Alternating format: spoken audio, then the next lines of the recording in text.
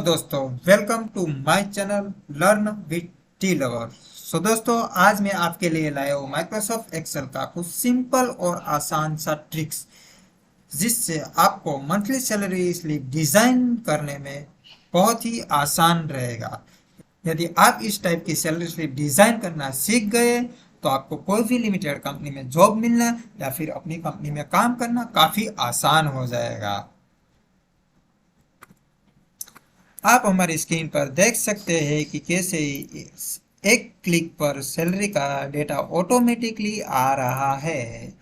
जैसे कि मैं यहाँ पर एम्प्लॉयज आईडी पे क्लिक करता हूँ तो सारा डेटा आता है, और टाइप भी करता हूँ तो भी सारा डेटा फुल्ली ऑटोमेटिकली जनरेट होकर शो हो रहा है। आज हम ऐसे ही तरीके से सैलरी स्लिप डिजाइन करना सिखाएंगे। तो चलिए शुरू करते हैं। Microsoft Excel.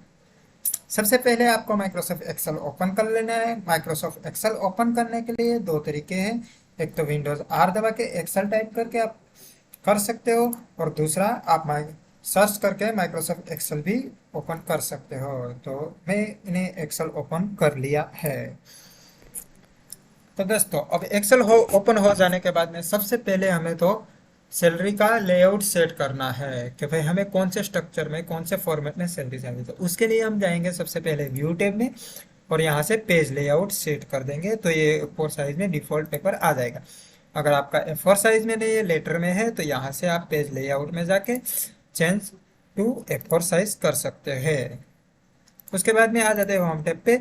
यहाँ से हम थोड़ा सा कुछ सेटिंग्स करेंगे, जैसे कि हमें जितने कॉलम्स और रो चाहिए उतना रखेंगे, बाकी का सब हम अननेसेसरी है तो उसको मर्जिंग वगैरह करने में आसान रहेगा, इसके लिए हम थोड़ा इधर उधर कर देते हैं। चलो दोस्तों, ये हो गया। तो सबसे पहले ये फर्स्ट वाले रो तो हम ब्लैंक ही रखेंगे। सेकंड रो को यहाँ से यहाँ तक 4 कॉलम मर्ज करने हैं आपको, और आपको आपकी कंपनी का नाम लिखना है, लर्न विथ टी लवर। ये हो गया हमारी कंपनी का नेम। तो इसको हम थोड़ा सा बोल्ड कर देते हैं, और इसकी साइज को हम इंक्रीज करके बढ़ा देते हैं। इसकी साइज हम 18 रखते हैं। उसके बाद में हम दूसरा कॉलम लेंगे, दूसरी रो पे 4 कॉलम सिलेक्ट करेंगे, उनको भी हम मर्ज और सेंटर कर देंगे, और यहाँ पे हम हमारी कंपनी का एड्रेस लिखेंगे, 101 शापिर हाउस, सहारा दरवाजा, सहारा दरवाजा, सूरत, और पिन कोड एंटर कर देंगे 84560।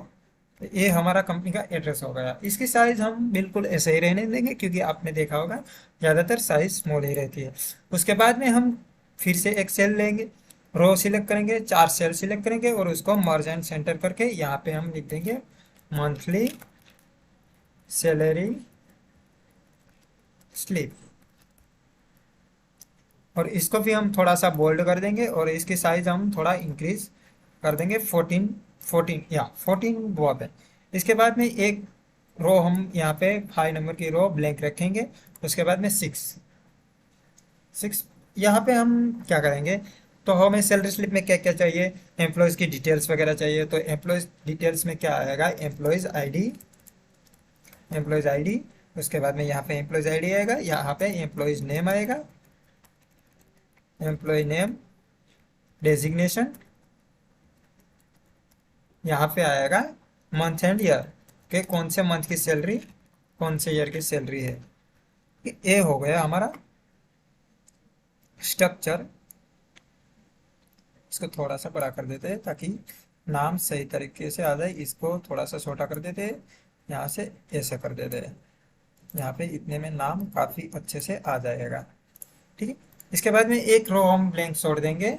उसके बाद में नेक्स्ट में सैलरी में क्या क्या आएगा, भाई अर्निंग आएगा, और सामने की ओर आएगा डेडिकेशन।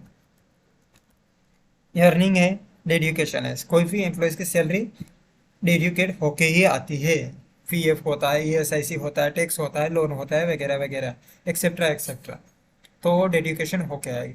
तो अर्निंग में क्या क्या आएगा, फर्स्ट ऑफ ऑल बेसिक आएगा, फिर ओवर टाइम आएगा, फिर कंपनी आपको अगर हाउस रेंट देती है, हाउस रेंट है, हाउस अलाउंस है, पेट्रोल अलाउंस है, वगैरह कन्वीनियंस आएंगे।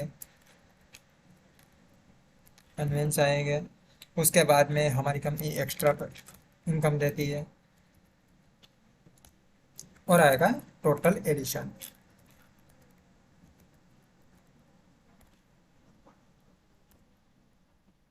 टोटल एडिशन, ठीक है दोस्तों। तो ये हमारा हो गया अर्निंग का टॉपिक। अब बारी आती है पीएफ, डेडिकेशन की। तो डेडिकेशन में क्या क्या आएगा? पीएफ आएगा, ईएसआई आएगा, टेक लोन आएगी। आपको आपके रिक्वायरमेंट के हिसाब से आपकी कंपनी जो भी प्रोवाइड करती है उस हिसाब से डेडिकेशन आप डाल सकते हो।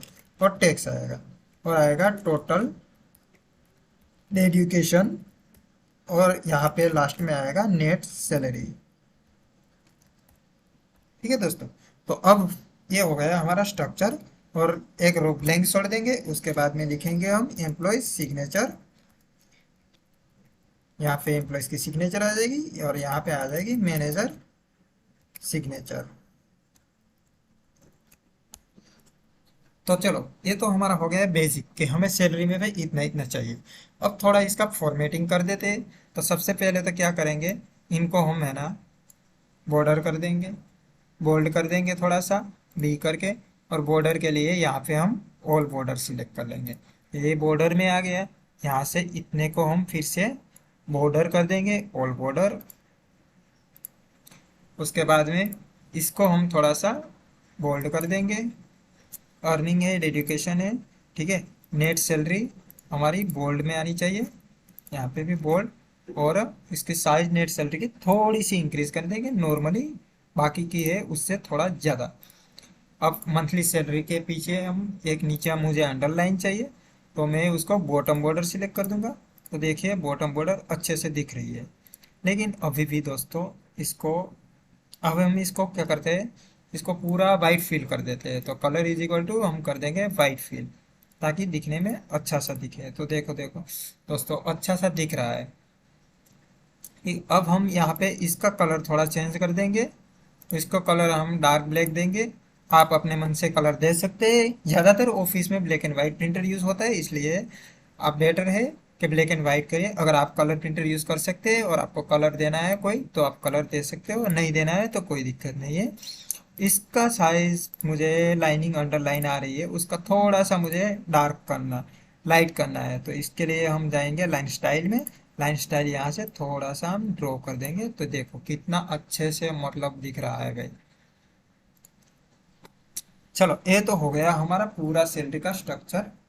हाँ, अभी एक और चीज बाकी रह गई है दोस्तों। यहाँ से हम इसको थोड़ा ऑल बॉर्डर दे देते हैं, ताकि ये सब बॉर्डर में आ जाए। पहले लाइन स्टाइल में इसको ये से लाइन कर देते हैं, और अब सिलेक्ट कर लेते हैं। इसको सिलेक्ट करके हम आउटसाइड बॉर्डर दे देंगे। तो देखिए कितना मस्त दिख रहा है दोस्तों, अच्छा सा दिख रहा है। अब बारी आई है, इस पे आप फिल भी कर सकते हो, मतलब ऐसे मैन्युअल भी दे डाल सकते हो, एक्स वाई जेड आपकी जो भी सैलरी है हो। और ऐसा नहीं करना है आपको, हमें ऑटोमेटिकली बनानी है, क्योंकि हमारे पास कई ज़्यादा एम्प्लॉयज़ होते हैं। अब हर एक की हम बनाने बैठेंगे तो ऐसे तो हमारे 7 8 दिन 10 दिन चले जाएंगे। तो सबसे पहले हम कुछ फॉर्मूला लगाएंगे। तो टोटल एडिशन की फॉर्मूला लगाते हैं कि भाई ये टोटल सारा होके ऑटोमेटिकली आ जाए। तो यहाँ पे इज इक्वल टू करेंगे हम एस यू एम। टोटल करने के लिए सम की फॉर्मूला है, एस यू एम सिलेक्ट करेंगे। उसके बाद में इसको हम ड्रैग एंड ड्रॉप करके सिलेक्ट कर लेंगे। यहाँ पे जीरो आ जाएगा क्योंकि अभी कुछ वैल्यू है नहीं, इसलिए। सेम ऐसे ही टोटल डेडिकेशन की साइड हम करेंगे सम काउंट। ये तीनों रो सिलेक्ट कर ली, चारों रो सिलेक्ट कॉलम सिलेक्ट कर ली, और इसके बाद में एंटर। तो ये आ गया हमारा 0 0 वैल्यू।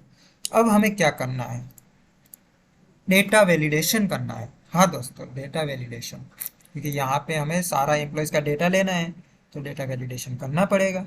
तो डेटा वैलिडेशन करने के लिए हम जाएंगे डेटा टैब में। डेटा टैब में जाके डेटा वैलिडेशन पे क्लिक करेंगे। एनी वैल्यू की जगह पे हम लिस्ट सेलेक्ट करेंगे, और सोर्स आपको रखना है। मैंने ऑलरेडी मेरी शीट एक बना के रखी है एम्प्लॉयज़ की। तो ये रही, आप अपने एम्प्लॉयज़ की शीट से सोर्स उठा लीजिए, एम्प्लॉयज़ आईडी, और ओके कर दीजिए, सिंपल सा। तो देखिए दोस्तों, यहाँ पे हमें एम्प्लॉयज़ की आईडी आ गई है।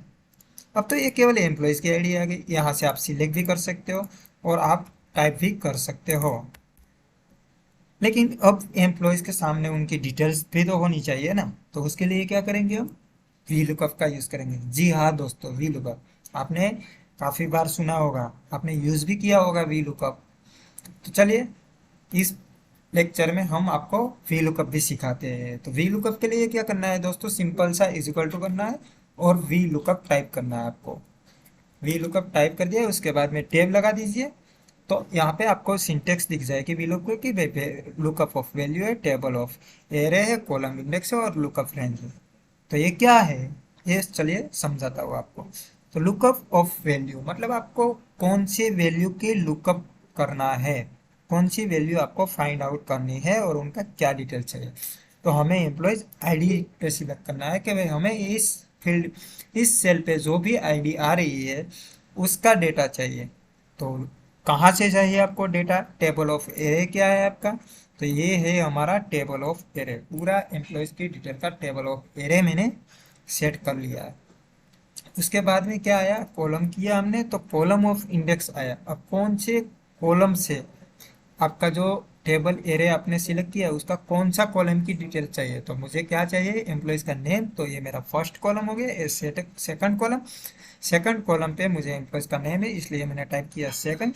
उसके बाद में एक कॉमा करूंगा और लुकअप की रेंज क्या है, ट्रू वैल्यू के लिए जीरो वैल्यू जीरो डालिए और फॉल्स वैल्यू के लिए एग्जैक्ट में वन डालिए। तो हमेशा वी लुकअप में जीरो ही डालिए और एंटर कर दीजिए, सिंपल सा है। तो देखिए दोस्तों यहाँ पे अजय अग्रवाल लिख के आ गया 101। यहाँ पे मैं कोई और सिलेक्ट करूंगा तो कोई और आ जाएगा। बस अभी इसी तरीके से आपको ये सारा भी लुकअप का डेटा कॉपी करना है और सब जगह पे आपको रिक्वायरमेंट के हिसाब से डाल देना है। यहाँ पे जैसे कि मेरा डेजिग्नेशन 3 नंबर पे है, 3 नंबर पे डेजिग्नेशन डाल दिया। यहाँ पे मैं भी लुकअप पेस्ट करवाऊंगा 4 नंबर पे, 5 नंबर पे है मेरा मंथ एंड सैलरी। तो ये क्या आ गया, यहाँ ये सा एरर आया है। तो आपको घबराना बिल्कुल नहीं है दोस्तों, क्योंकि यहाँ पे हमें डेट एंड टाइम में है, ठीक है। और हमें चाहिए यहाँ पे डेट एंड टाइम में, न्यूमेरिक वैल्यू में नहीं चाहिए। तो सिंपल सा है, जनरल टैब में जाइए, मोर में जाइए, कस्टम में जाइए, यहाँ से आप डेट एंड टाइम अपने हिसाब से सिलेक्ट कर लीजिए। तो मुझे केवल मंथ एंड ईयर चाहिए, तो एम और वाई। यहाँ पे आपको सिंपल देखेगा कैसे आएगा करके। देखिए दोस्तों आसानी से आ गया। अब सेम इसी तरीके से अब हम वी लुकअप करेंगे बेसिक में। बेसिक मेरा कौन से 6 नंबर पे है,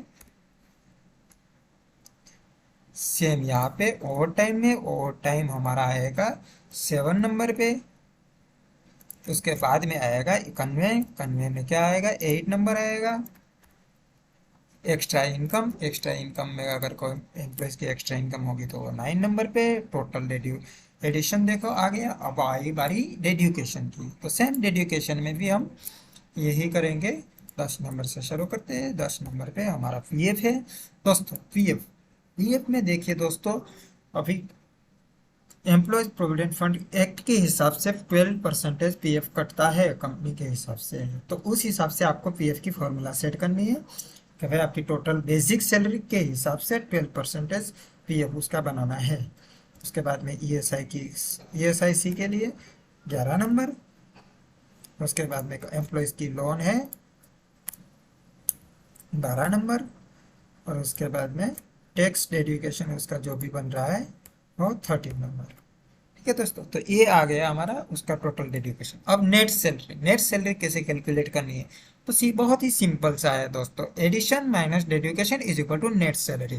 तो क्या करेंगे हम, टोटल एडिशन को क्लिक करेंगे, इज इक्वल टू करके माइनस करेंगे हम टोटल डेडिकेशन को, और ये हो गया इंटर दबाने से उसका टोटल नेट सैलरी आ जाएगा आपके सामने। तो इसको थोड़ा सा मैं मर्ज कर देता हूँ ताकि अच्छा सा दिखे।